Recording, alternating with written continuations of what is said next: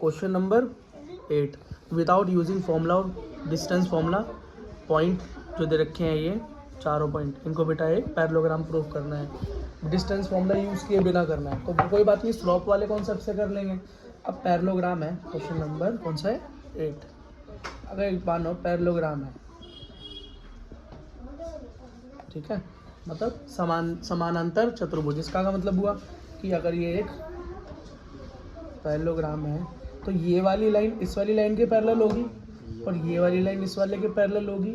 और दो लाइनें पैरेलल कब होती हैं? हमने क्या सीखा था? जब दोनों का स्लोप बराबर होता है। मतलब दोनों का स्लोप, अगर एक लाइन m1 है दूसरी लाइन 2 है, तो अगर दोनों का स्लोप बराबर कर दूं तो मेरा काम हो जाएगा। तो एक्चुअली मुझे फिर प्रूफ क्या करना है कि ए बी लाइन का जो स्लोप होगा, m लिख दो स्मॉल m को, DC लाइन के स्लोप के बराबर हो जाए और BC लाइन का स्लोप AD लाइन के बराबर हो जाए, बस हो जाएगा काम। कोई दिक्कत है? हो जाएगा ना, इजी है ना? ठीक है भाई।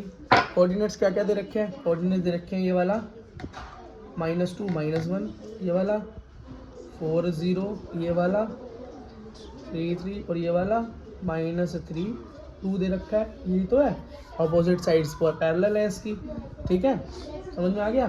तो इस वाले को मैं m1 ले लूँ स्लोप को, इस वाले को मैं m2 ले लूँ, इस वाले को मैं m3 ले लूँ, इस वाले को m4 ले लूँ। कोई दिक्कत? कोई दिक्कत नहीं। तो m1 का स्लोप निकाल लूँ, m1 मतलब AB का स्लोप निकाल लूँ। ए और स्लोप निकालने का फॉर्मूला क्या होता है भाई? y2 माइनस y1 अपॉन में x2 माइनस x1, मतलब 0 माइनस -1 अपॉन 4 माइनस 2। ठीक है, तो क्या हो गया? 0 + 1 4 + 2 क्या हो गया? 1/6। 1/6 हो गई। नेक्स्ट क्या निकाल लूँ? हमारी इसके ठीक सामने वाली निकाल लूँ m3। अगर ये इसके बराबर हो गया तो काम हो गया। m3 मतलब DC मतलब x1 y1 x2 y2। Put करें तो यहाँ हो गया 3 - 2 अपॉन में 3 माइनस प्लस हो गया तो +3। तो क्या हो गया मेरा? 1/6। देखो भाई, m1 = m1 स्लोप m3 के बराबर हो गई। मतलब ये तो प्रूफ हो गया कि AB लाइन पैरेलल है DC के। बस अब बाकी बची हुई दो को कर दो तो काम हो जाए। मतलब m2 निकाल लूँ, तो m2 क्या है? B और C, x1 y1 और x2 y2। देखो बेटा कैसे निकाला है m2, तो 3 - 0 अपॉन में 3 - 4। ठीक, अलग हो गया तो हो गया 3 - 1 मतलब माइनस का 3। ठीक है, अब m4 निकाल लूँ। m4 मतलब A और D, x1 y1 x2 y2। ठीक है, तो ये मेरा क्या आ गया बेटा?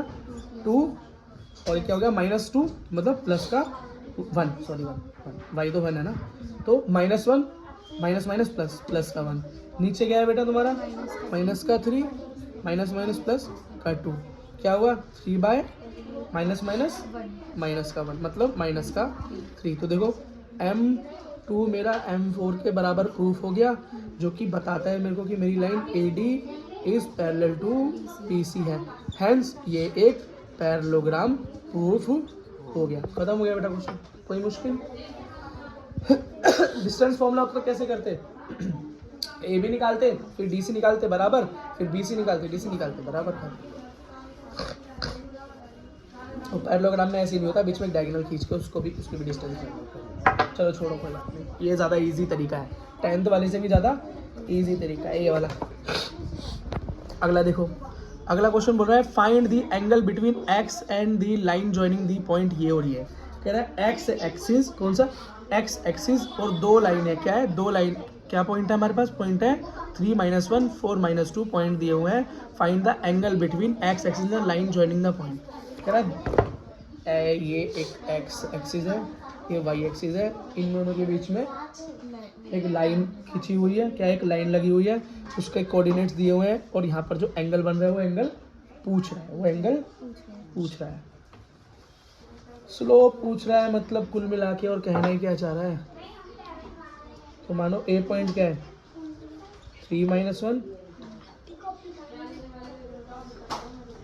2, यही तो पॉइंट हुए, दो पॉइंट। ठीक है, तो स्लोप कैसे निकलती है भाई? कैसे निकलता है? y2 - y1 मतलब -1 मतलब +1 और x2 माइनस x1 क्या हो गया, प्लस माइनस माइनस क्या हो गया, minus minus one, minus one मतलब माइनस का 1 आ गया। क्या आ गया, माइनस का 1 आ गया। आपको अब मेरा स्लोप आ गया माइनस का 1। तो बेटा एक बात याद रखना कि स्लोप मेरी क्या होती है, tan थीटा। क्या होती है, tan थीटा की वैल्यू -1 कब होती है, आपने बोला था कि नॉर्मल टेबल में तो होती ही नहीं, तो हमने ट्रिग्नोमेट्री का इस्तेमाल करना पड़ेगा। किसका, ट्रिग्नोमेट्री का इस्तेमाल करना पड़ेगा, और वहाँ से जाके हमें इसको वैल्यू को फाइंड आउट करना पड़ेगा। क्या करना पड़ेगा, वैल्यू को फाइंड आउट करना पड़ेगा। ठीक, अच्छा एक बात याद रखना, अगर 10 की वैल्यू माइनस आ रही है तो इसका मतलब इसके अंदर कुछ प्लस हुआ होगा, कुछ प्लस हुआ होगा, तभी हम पीछे की तरफ आए होंगे। 1045 की वैल्यू क्या होती है, 1। आप देखो 1045 की वैल्यू बेटा 1 होती है, तो -1 1045 की वैल्यू -1 कहाँ होगी, सेकंड क्वाड्रेंट में। याद करो, या तो पिछला क्वेश्चन देखो, नहीं तो यहाँ पर ध्यान दो।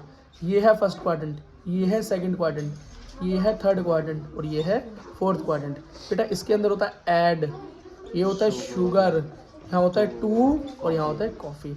इसका मतलब सारे पॉजिटिव, इसका मतलब खाली साइन पॉजिटिव, शुगर से साइन, 2 का मतलब 10, ओनली 10 पॉजिटिव। ठीक है, इस तरीके से याद रखो।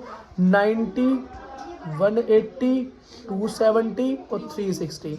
अब बेटा मैंने बोला कि 10 की वैल्यू आई -1, तो 10 की वैल्यू 1 होती है 45 पे, तो -1 पे कहाँ होगी, इस सेकंड क्वाड्रेंट में कहीं होगी, लेकिन किस एंगल पे होगी वो मुझे फाइंड आउट करना है। तो 90 प्लस जाना पड़ेगा मुझे, कहाँ 90 प्लस जाना पड़ेगा। मिटा दूँ,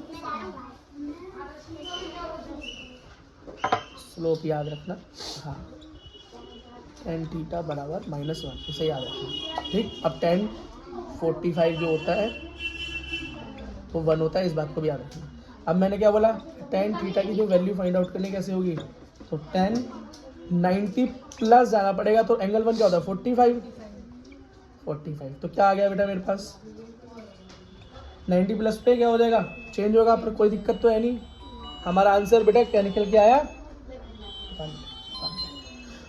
अंदर क्या आया ये बताओ पहले, 135। tan गया 10, बट थीटा की वैल्यू हमारी क्या गई 135। तो बेटा 135 पे वैल्यू -1 के बराबर होगी। बस ये बेटा क्वेश्चन हो गया, इजी था, कोई मुश्किल। ठीक है, एक क्वेश्चन करो लास्ट की सेकंड। क्या बोल रहा है क्वेश्चन, बोल रहा है a slope of a line is double to the slope of another line. एक लाइन है उसका स्लोप है कुछ, वो क्या है, उसकी दूसरी लाइन का डबल है, 2 टाइम्स है। तो अगर एक m है तो दूसरा 2m हो गया, तो सही। ठीक है, अगला वो बोल रहे हैं if the tangent of angle between them is 1/3। क्या दे रखी है वैल्यू, क्या दे रखी है, टेंजेंट का मतलब tan थीटा की वैल्यू क्या दे रखी है 1/3। स्लोप बताना है, क्या बताना है, स्लोप बताना है।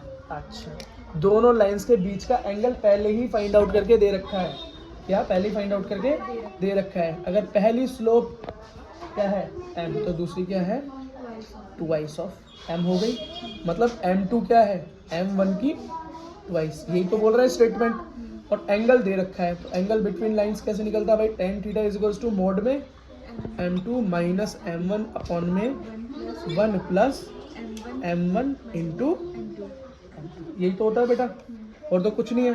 पर यहाँ पे फिल आउट कर दो, क्या कर दो, फिल आउट क्या रखा है 1/3, 2m क्या है 2m, और m1 तो m1 है, प्लस m1 की जगह पे क्या हो जाएगा m, 2 की जगह पे क्या हो जाएगा 2m। बात समझ में आ रही है, कोई दिक्कत, मोड हटा दूँ तो एक बार प्लस और एक बार माइनस होगा, तो एक बार नॉर्मल सॉल्व करके देख लेते हैं, एंड में करके देख लेंगे।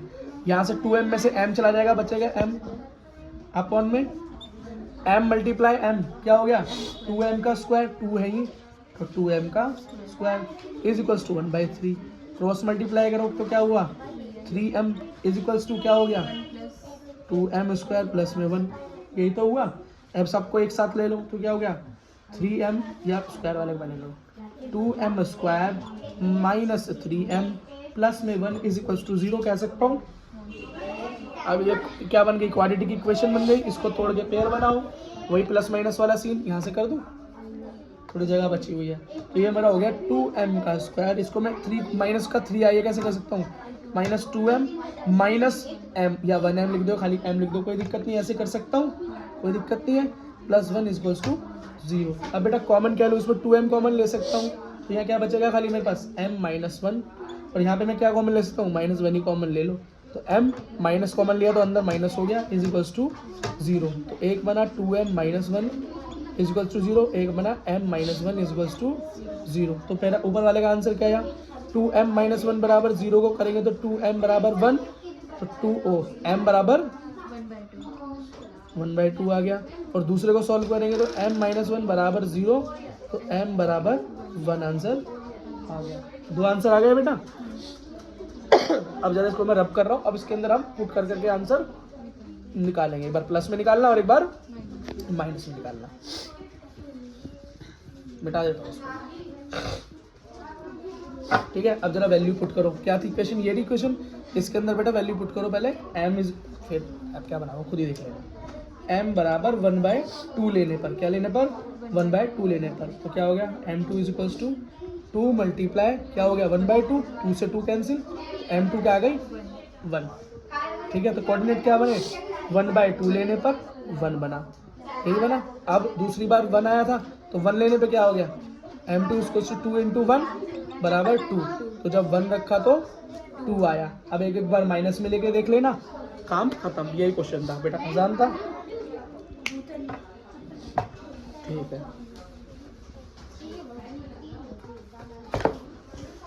अब बेटा एक लास्ट क्वेश्चन है, a line pass through coordinate x1 y1 and h and k, ये कोऑर्डिनेट दे रखे हैं लाइन के।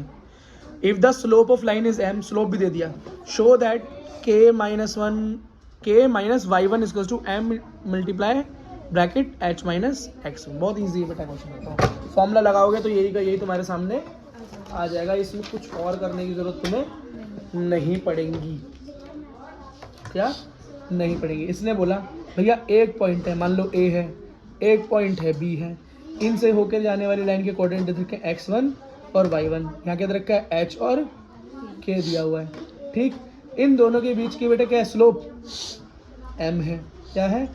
अब कुछ प्रूफ करना है, देखते हैं प्रूफ। तो स्लोप का फॉर्मूला क्या होता है, y2 minus y1 x2 minus x1, put करो, क्या है बेटा, k माइनस y1 m बराबर k माइनस y1 अपॉन में h माइनस x1, या x जो तुम्हें लिखना है तुम्हारी मर्जी है, ठीक। क्रॉस मल्टीप्लाई करो, क्या हो गया, m h minus x1 is equals to k minus y1।